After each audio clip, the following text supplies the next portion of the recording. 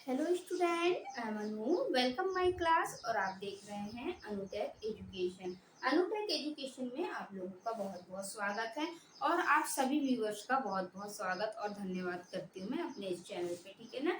हम लोगों ने पिछली क्लासों में सब्जेक्ट वर्क एग्रीमेंट और टेंस को फाइनली कंप्लीट कर चुका था। ठीक है, आज हम लोग नए टॉपिक के साथ एक बहुत इंटरेस्टिंग टॉपिक के साथ और नए टॉपिक के साथ प्रेजेंट हुए हैं। ठीक है ना। तो हम लोग आज देखेंगे, हमारा आज का टॉपिक है वॉइस। वॉइस मतलब होता है बातचीत। ठीक है। अब और मैं आप लोगों से पूछूं कि वॉइस मीन्स और क्या होता है, तो आप बोलेंगे आवाज, साउंड, इंग्लिश में बोलिए तो है ना ध्वनि।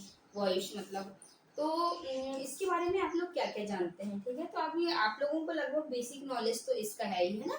लेकिन हम लोग बुक की भाषा में बिल्कुल भी नहीं पढ़ेंगे, बुक की लैंग्वेज में हम अपने एकदम देसी अंदाज में पढ़ेंगे वॉइस को। ठीक है, ताकि आप लोगों को एकदम आसानी से समझ में आ जाए और हम एग्जाम में जिस टाइप से क्वेश्चंस पूछे जाते हैं उस टाइप से हम लोग पढ़ेंगे और बिल्कुल एकदम नए से नए और लेटेस्ट तरीके से पढ़ेंगे और बहुत इंटरेस्टिंग होने वाली है आज की हमारी क्लास गाइस, है ना। तो आप लोग वॉइस के बारे में जानते क्या हैं? बस यही कि वॉइस वॉइस मतलब बातचीत, बातचीत ज्यादा से ज्यादा ध्वनि बोल दी है आप लोगों ने।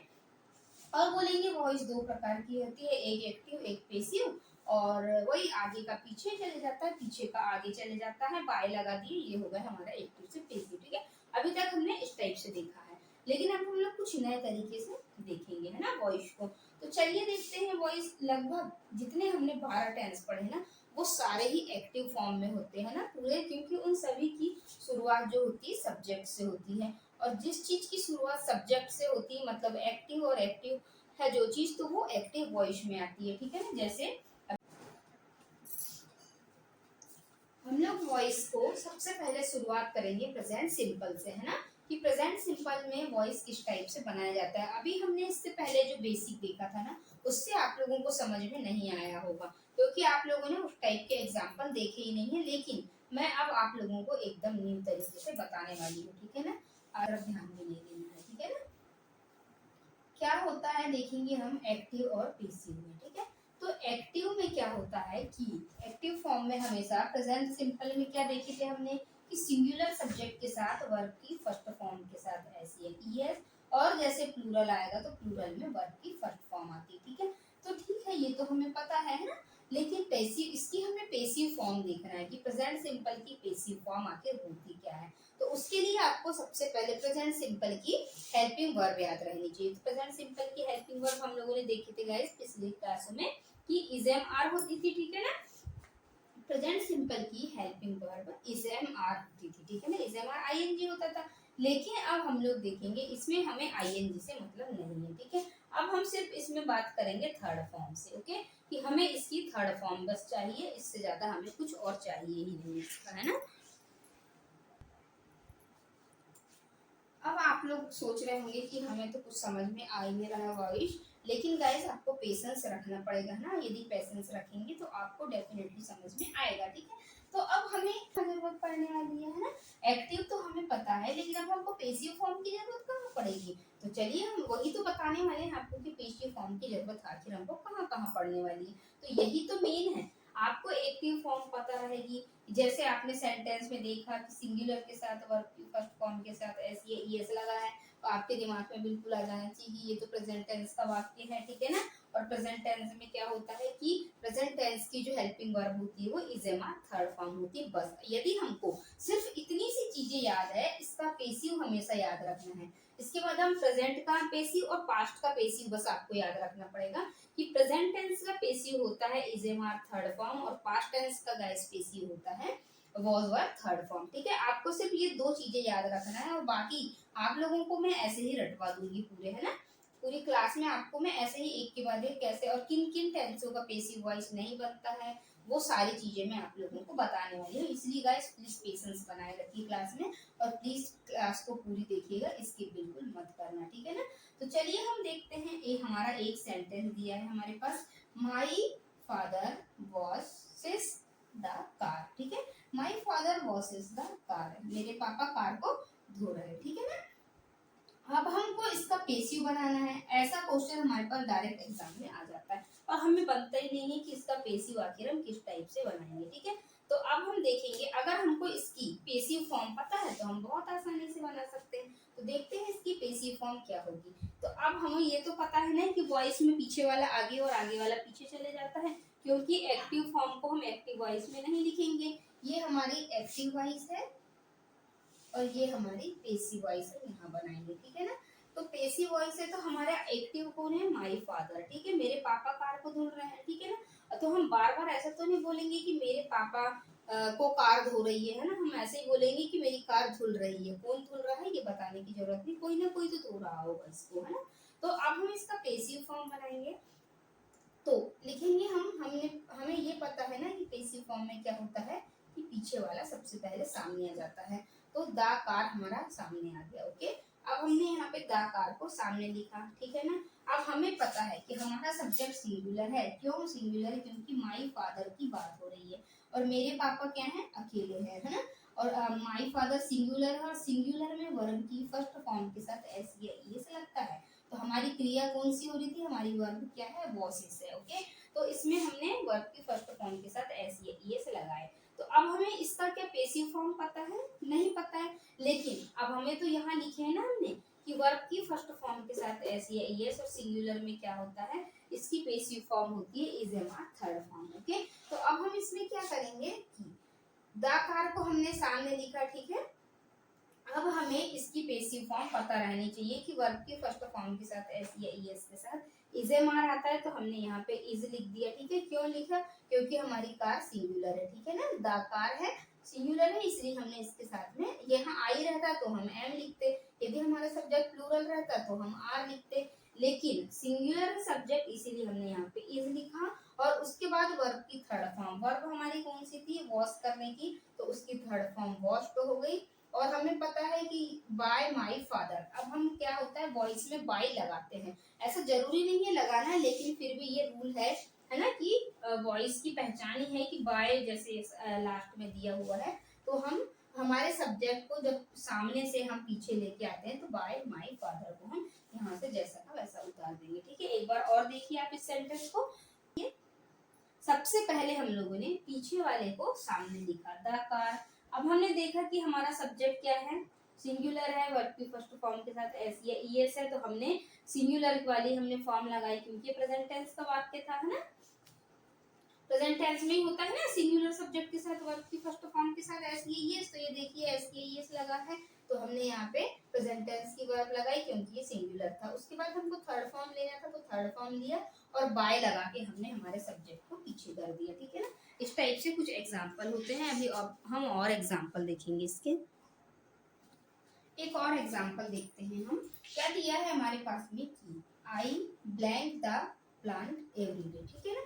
मैं पौधों को पानी देता हूँ एवरीडे, ठीक है। तो एवरीडे हमने टेंस में पढ़ा था गाइस कि everyday, every month, every year, है ना, सेल्डम, नेवर, और जित बहुत सारे हमने कीवर्ड देखे थे और वो सारे कीवर्ड हमारे किस में जा रहे थे, सारे प्रेजेंट सिंपल में जा रहे थे। हमें ये पता है कि प्रेजेंट सिंपल का फॉर्मूला की सारे टेंस टाइम में जा रहे थे हमारे प्रेजेंट सिंपल टेंस में, है ना। जहां भी हमें एवरी डे मिल जाता है, एवरी मंथ मिलता है, एवरी ईयर मिल जाता है ना, when ever, seldom, near, rarely, barely, इस टाइप के जो भी हमें मिलते हैं हमने प्रेजेंट टेंस में ये सारी बात टेंस में हम कर चुके हैं। जो लोग टेंस को नहीं देख पाए तो प्लीज टेंस की वीडियो पूरी जरूर देखना, ठीक है। तो इन कीवर्डों से तो हम पहचान करते थे प्रेजेंट सिंपल की, लेकिन हमें ये भी पता रहना चाहिए कि प्रेजेंट टेंस का फॉर्मूला होता क्या है। तो इसमें होता है सिंगुलर के साथ वर्ब की फर्स्ट फॉर्म के साथ एस या ई एस और प्लूरल के साथ होता है वर्ब की फर्स्ट फॉर्म, ठीक है। तो अब हम इसमें एक दो ऑप्शन लिख लेते हैं, जैसे यहाँ क्या आएगा, वाटर, वाटर, ठीक है ना, इस टाइप से होगा। तो अब हम देखेंगे इसमें क्या आएगा। अब देखते हैं हम हमारे सब्जेक्ट को, ठीक है, कि हमारा सब्जेक्ट क्या है। हमारा सब्जेक्ट प्लूरल है और प्लूरल में हम ओनली वर्ब की फर्स्ट फॉर्म लगती है। तो वाटर की तो कोई फॉर्म होती नहीं ना, वाटर वाटर ही होता है, ठीक है ना, इसकी कोई भी फॉर्म नहीं होती। ये सिर्फ हमें कंफ्यूज करने के लिए दिया रहता है, बस हो गया, ठीक है। तो आई हमारा एक प्लूरल सब्जेक्ट है और प्लूरल सब्जेक्ट में हम वर्ब की फर्स्ट फॉर्म लगाते हैं और वाटर की तो वाटर ही होती है, ठीक है। तो आई वाटर द प्लांट, ठीक है, एवरीडे, है ना, मैं पौधों को प्रतिदिन पानी देता हूँ, ठीक है। मैं आप लोगों को जो चीजें बता रही हूँ आप लोगों को ऐसी चीजें कहीं पर भी नहीं मिलेगी, क्योंकि मैं बहुत छोटी से और बिल्कुल सटीक चीजें बताने वाली हूँ आप लोगों को। आपको प्रेजेंट सिंपल का ये फॉर्मूला हमेशा याद रखना पड़ेगा कि एक्टिव फॉर्म में क्या दिया रहेगा और पेसिव फॉर्म में क्या दिया रहेगा। हमें सिंगुलर में देखना पड़ेगा वर्ब की फर्स्ट फॉर्म के साथ, हम जैसे ही एस या ईयर देखिए या वर्ब की फर्स्ट फॉर्म देखिए तो हमको ये समझ में आ जाएगा ये फॉर्मूला प्रेजेंट सिंपल का है। प्रेजेंट सिंपल में क्या होता था, प्रेजेंट टेंस की पहचान क्या होती है, ये पूरे प्रेजेंट टेंस में लागू होगी ये चीज, है ना। तो प्रेजेंट टेंस का क्या हमारा फॉर्मूला था, इज एम आर और वर्ब की थर्ड फॉर्म, और थर्ड फॉर्म सभी में लगाई जाती है, ठीक है। लेकिन ये सेंटेंस में कुछ कंडीशन अलग थी, इसमें प्रेजेंट टेंस का ही वाक्य था, लेकिन इसमें कोई थर्ड फॉर्म की जरूरत नहीं पड़ेगी हमें, है ना, क्योंकि हम ऐसा कुछ क्रियाएं नहीं कर रहे हैं, सिर्फ पौधों को पानी दे रहे हैं और वो भी प्रतिदिन की बात हो रही, इसलिए यहाँ पे हमने सिंगल वाटर को लिख दिया कि मैं सिर्फ पानी दे रहा हूँ नॉर्मली प्रतिदिन, है ना, पौधों को तो वाटर द प्लांट, ठीक है। हम अभी और इसके आगे एग्जाम्पल और देखेंगे।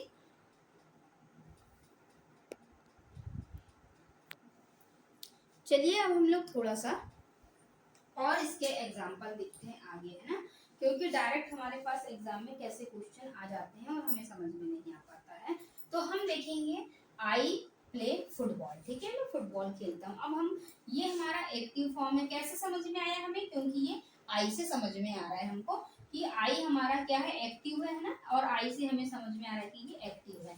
अब हमको इसका बनाना है पेसिव, तो बहुत ही आसान है पेसिव, है ना। तो अब हम सबसे पहले क्या करते हैं कि जब हम पेसिव बनाते हैं तो पीछे वाले को पहले उठा के ला लेते हैं यहाँ की, चलो भैया तुम्हारी जरूरत ज्यादा यहाँ है। तो हमने यहाँ देखा कि पीछे वाला सामने आ गया, मतलब फुटबॉल यहाँ आ गया, ठीक है। अब हमने देखा कि यहाँ वर्ब की फर्स्ट फॉर्म लगी है ना, और वर्ब की फर्स्ट फॉर्म के साथ एस या एस किस टेंस में आता था, या वर्ब की फर्स्ट फॉर्म ये प्रेजेंट टेंस में आता था, है ना।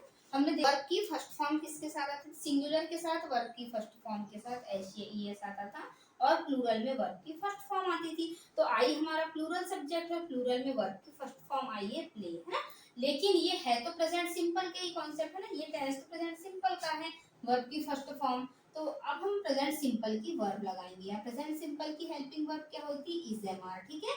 तो अब आप सोच रहे होंगे कि आई तो प्लूरल है, तो प्लूरल के साथ आर क्यों नहीं आया, इस क्यों आया। तो अब हम आई के हिसाब से वर्ब नहीं लगाएंगे, अब हम फुटबॉल के अकॉर्डिंग वर्ब लगाएंगे, क्योंकि हमारा यहाँ पे तो फुटबॉल सब्जेक्ट बन गया ना, शुरू में आया तो भले ही हमने ऑब्जेक्ट को यहाँ उठा के लाया है, लेकिन है तो हमारा सब्जेक्ट कौन, फुटबॉल है। तो फुटबॉल की जगह हम यहाँ पे क्या करेंगे, फुटबॉल है इसीलिए हमने यहाँ पे सिंगुलर सब्जेक्ट है इसीलिए सिंगुलर वर्ब इसको सेलेक्ट किया। और हमने देखा था कि प्रेजेंट सिंपल की जो हेल्पिंग वर्ब होती है, प्रेजेंट सिंपल का पेसिव फॉर्म क्या होता है, अभी हम लोगों ने देखा था ना, प्रेजेंट सिंपल का पेसिव फॉर्म क्या होता था, इज एम और आर ना, इज एम आर और वर्ब की थर्ड फॉर्म होता था, ठीक है। तो अब हमने देखा कि इज तो हो गया यहाँ पे, इसीलिए इज आया क्योंकि यहाँ पे प्रेजेंट सिंपल दिया है हमारे पास, ठीक है। प्रेजेंट सिंपल और सिंगुलर सेंटेंस दिया है, सिंगुलर सब्जेक्ट के कारण हमने, अब यहाँ हम देखेंगे कि क्या हो रहा है कि अब यहाँ हमारा सब्जेक्ट सिंगुलर है, इसीलिए हमने यहाँ पे इसको लिया, ठीक है ना। सिंगुलर सब्जेक्ट के साथ सिंगुलर वर्ब लगाए, अब हमें चाहिए वर्ब की थर्ड फॉर्म, और वर्ब की थर्ड फॉर्म हमारा ये इसका पेसिव फॉर्म है, तो इसलिए हमने इज प्लेड, हमारा मेन है यहाँ पे सिर्फ इतना, ठीक है ना। ये तो हमने पीछे वाले को सामने ला लिया, वो भी ठीक है, लेकिन हमें ये पता रहना चाहिए कि आखिर ये सेंटेंस है किस टेंस का। तो हमें पता है आई प्ले फुटबॉल, एकदम सिंपल सा सेंटेंस प्रेजेंट टेंस का है, और प्रेजेंट टेंस की पेसिव फॉर्म क्या होती है, is am are third form, ठीक है। तो फुटबॉल सिंगुलर था इसलिए हमने सिंगुलर वर्ब लगाया, और थर्ड फॉर्म चाहिए हमें प्ले की, तो हमने प्लेट लिख दिया। और हमें पता है कि वॉइस में सभी के साथ लास्ट में बाय आता है, और बाय के साथ में हम क्या लगाते हैं, आई का पीछे जाके मी हो जाता है, ठीक है ना, आई का मी हो जाता है। अभी हम आगे और बात करेंगे कि आई का मी, सी का आर कैसे होता है ना, दे का दैम हो जाता है, इस टाइप से अभी हम आगे बात करेंगे इसके बारे में। तो आई का मी हो जाता है, बस हमें कुछ नहीं करना है, ऑब्जेक्ट को सब्जेक्ट की जगह रखना है, और सब्जेक्ट की जगह हम लोग क्या करेंगे, ऑब्जेक्ट को लिख देंगे, ठीक है ना। जहाँ सब्जेक्ट था वहाँ ऑब्जेक्ट को लिख दिया, और जहाँ पे ऑब्जेक्ट था वहाँ पे हमारा सब्जेक्ट आ गया, ठीक है। तो सिर्फ ध्यान देने की बात ये है कि जहाँ सब्जेक्ट था वहाँ ऑब्जेक्ट लिखना है, और जहाँ ऑब्जेक्ट था वहाँ सब्जेक्ट लिखना है, और वो भी बाय के साथ। और सिर्फ टेंस की पहचान करना, प्रेजेंट सिंपल है, प्रेजेंट टेंस की पेसिव वॉइस होती है is am are third form, सिर्फ हमें इतना ही याद रखना है। और जब हम बात करेंगे पास्ट टेंस की, तो पास्ट की हो जाएगी वॉज वर थर्ड फॉर्म। बस इतना सा हमें याद रखना है और पूरी वॉइस को हम चुटकियों में सॉल्व कर देंगे। ठीक है, कैसे सॉल्व होगी आप लोगों को पता भी नहीं चलेगा। अभी मैं आप लोगों को इसके बाद ट्रिक भी बताऊंगी कुछ ट्रिकों के माध्यम से आप लोग कैसे बिल्कुल निशान टिक टिक टिक टिक करते जाओगे और आपके पूरे आंसर सही हो जाएंगे। ठीक है ना। अब देखते हैं इसी का नेगेटिव सेंटेंस। ठीक है, I do not play football. ठीक है, तो वही प्रोसेस हमने सब्जेक्ट क्या किया, ऑब्जेक्ट को सब्जेक्ट की जगह लाया। ठीक है ना। अब यहाँ पे डू है और डू डस किस में आता था, प्रेजेंट सिंपल की ये हेल्पिंग वर्ब है, ये भी है ना।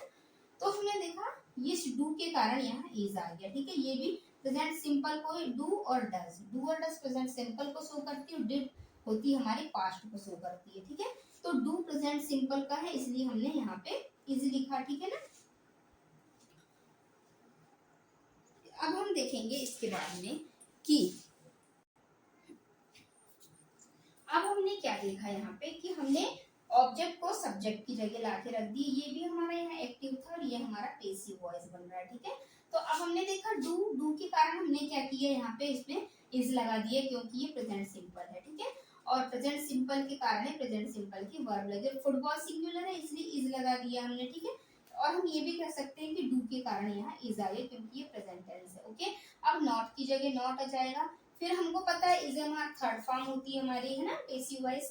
तो हमने क्या किया, यहाँ पे थर्ड फॉर्म लिख दिया, is am are third form. ठीक है, इस प्लेड हो गया, नेगेटिव था इसलिए नेगेटिव के कारण यहाँ नॉट आ गया। और बाई की जगह क्या करेंगे हम, जो हमारा सब्जेक्ट था, तो बाई के बाद सब्जेक्ट बी में बदल गया पीछे जाके, तो बस वही बात, सब्जेक्ट की जगह ऑब्जेक्ट और ऑब्जेक्ट की जगह सब्जेक्ट आ गया बस। और सिर्फ हमें ये याद रखना है इसकी passive form is am are third form होती है।